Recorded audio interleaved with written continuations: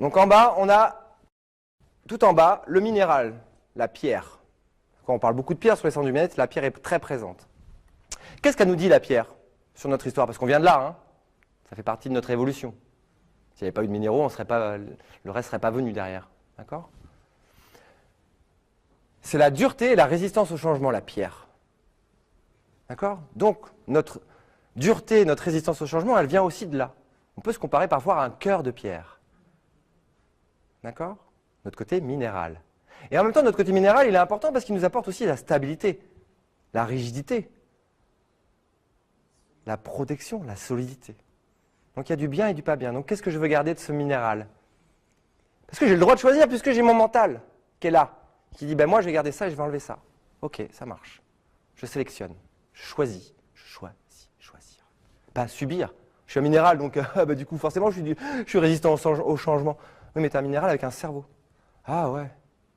Ah bon, d'accord. Ça marche. Ouais. Ah bon, d'accord.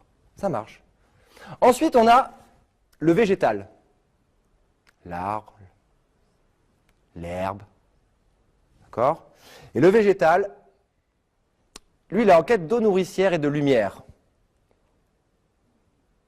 Et il est conditionné à partir de ses besoins. Ça ne vous rappelle pas quelqu'un? Un petit peu nous, quand même. On a besoin d'eau, on a besoin de lumière, on a besoin d'amour. Et on est conditionné, du coup, par nos besoins. J'ai besoin d'aimer, j'ai besoin d'être en sécurité, etc. Donc, la pyramide de Maslow, elle a tout son sens. C'est-à-dire que la pyramide des besoins, effectivement, si j'ai mes besoins de sécurité, d'amour, de nourriture, d'énergie qui sont satisfaits, ça va aller déjà. Donc on a un peu ce côté végétal. Et en même temps, ce côté végétal qui est fragile, qui va voguer avec le vent. Si on est plus ou moins renforcé, si on est un petit arbuste qui vient de pousser, effectivement, ouais, la tempête, fou. Alors que si on a un gros chêne bien en place, ça va, on n'a pas peur. Au pire, on perdra une branche. On fera le deuil, on en fera pousser d'autres. Ensuite, il y a l'animal, d'accord? Le troisième en partant du bas, c'est l'animal. Agressivité, reproduction, émotion, instinct. Qu'est-ce qu'on garde? Qu'est-ce qu'on garde? Alors je relis. Agressivité, on garde ou pas? On garde pas. Reproduction, on garde? Ouais, mais peut-être pas pareil, hein, avec un peu plus de douceur, peut-être un petit peu différemment, non? Non? Je sais pas. Après, c'est ces trucs, hein, je ne juge pas. Le non-jugement. La reproduction, on garde, mais on l'améliore. On s'écoute un peu. Ouais, on pourrait faire ça comme ça aussi, ça serait bien, parce que là, prix cher. Ça va, c'est pas de gros mots. Émotion, on garde? Ouais, mais on peut les gérer. C'est bon, ça. Parce que les animaux, ils sont forts en émotion, hein. Non? C'est pour ça qu'on a des animaux chez nous, peut-être? Oh, génial, le chat, j'adore. Ah, mais on peut communiquer. Ouais, regarde. Génial.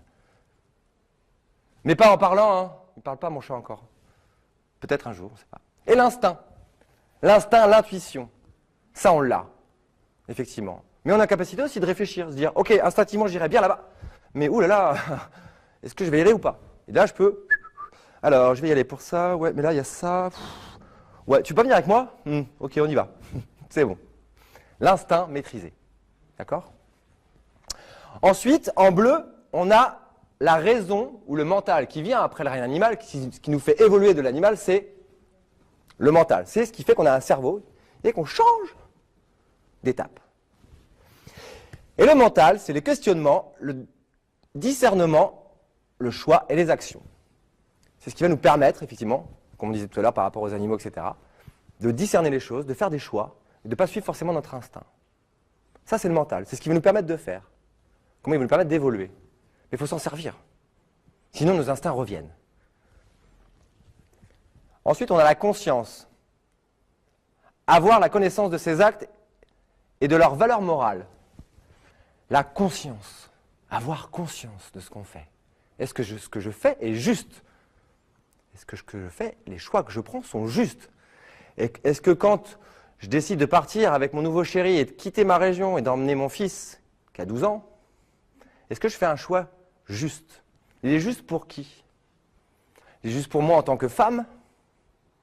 Parce que j'ai envie de vivre enfin avec cet homme qui me sécurise, qui me rassure. Bon, il faut partir loin. Et en même temps, il y a mon fils qui a sa famille, qui a ses amis, qui a 12 ans, qui vient de rentrer au collège. Comment je peux faire un choix juste? Qu'est-ce qui se passe en moi? Un conflit entre mes émotions et mon mental qui ne sait pas. Le cœur est perdu. Mais je fais un choix, parce qu'aujourd'hui je pense à moi et que j'ai envie d'avancer. Effectivement, il y aura des conséquences à ce choix-là. Mais j'ai bon espoir parce que je vais l'aimer de tout mon cœur, cet enfant, malgré tout. Et je serai là pour le soutenir. Je lui impose ce choix, mais je vais l'accompagner. Je vais être là pour le soutenir et qu'il se sente moins malheureux. Faire que ce passage soit le moins douloureux possible, même s'il est douloureux. Donc en conscience, quand on fait un choix, on le fait en conscience. Sinon, on crée quoi? Bon, déjà, on va en créer, pendant le choix, de la culpabilité. La culpabilité. Déjà, même si je fais un choix en conscience, je vais me créer de la culpabilité, un minimum. Si je ne le fais pas en conscience, là, la dose de culpabilité que vous allez prendre, et ça va venir avec le reste. Et ensuite, il y a l'esprit. Au-dessus de la conscience, il y a l'esprit. Enfin, au-dessus, l'étape d'après. L'enseignement à l'éveil, réalisation de soi, recherche de son propre équilibre. D'accord? Donc une fois qu'on est en conscience de ses choix, du coup on va faire des choix pour aller vers ce qu'on a envie de faire, vers ce qu'on a envie de réaliser, qui est juste pour nous et pour les autres. Moi j'en suis là, mais aujourd'hui je me rends compte que ça peut aller dans les deux sens. C'est-à-dire que je n'ai pas besoin d'assurer mes besoins fondamentaux, monter, rencontrer des amis, avoir de l'argent, etc., avoir un métier pour me réaliser. Je vois aujourd'hui, qu'est-ce qu'on voit à la télé? On voit des émissions où il y a des gens qui arrivent, The Voice, bonjour, waouh, et vous faites quoi dans la vie? Bah, je suis dans le métro et je chante. Non. Ah ouais, vous n'avez pas d'argent, vous n'avez pas de logement, vous n'avez pas tout ça? Et vous arrivez à faire ça? Bah ouais, c'est génial. Et du coup, on vous donne de l'argent, on vous donne un travail, on vous donne une maison. Et votre pyramide? Bah elle marche, mais dans l'autre sens. Il n'y a pas de règles. C'est vous qui fixez les règles. Vers où vous allez. Il n'y a pas de schéma. Il n'y a pas de niveau. Les niveaux, ils sont à l'intérieur de vous. Choisissez vers quel niveau vous allez.